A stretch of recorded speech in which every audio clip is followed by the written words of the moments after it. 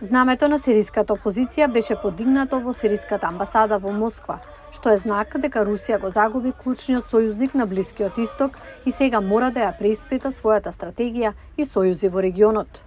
Кремљ им даде азил на соборениот сириски лидер и неговото семејство во Москва и повика на итен состанок на Советот за безбедност на Обединетите нации, за да се разговара за ова прашање. За Москва, падот на Асад е сериозен удар.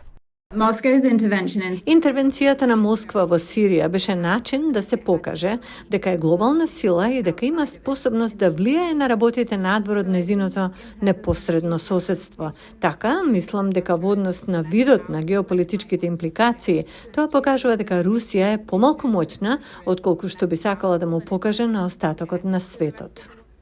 Москва влезе во сириската војна за да го поддржи Асад во 2015 година, инвестирајќи ресурси и руски војници, што сега би можело да се уништи.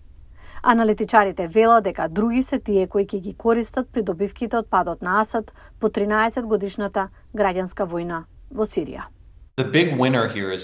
Големиот победник овде е Турција.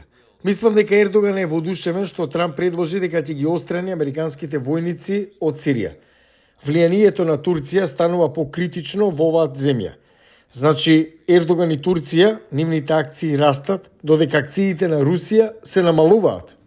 Официјални лица на Кремљ велат дека се во контакт со новите власти, сугерирајќи дека Москва сака да постигне некаков договор за да го задржи своето присуство во Сирија.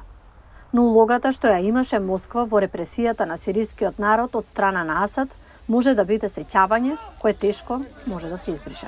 We saw Russia bombing hospitals. Видовме како Русија бомбардира болници, училишта, го поддржуваше Асад како фрла бомби врз населението, го поддржуваше кога користеше хемиско оружје. Мислам дека ниту една влада, без разлика на составот, без разлика дали е ХТС, дали ги вклучува курдите, какви да се групираат, не може одеднаш да ја заборуваат бруталноста што Русија нанесе врз цивилното население.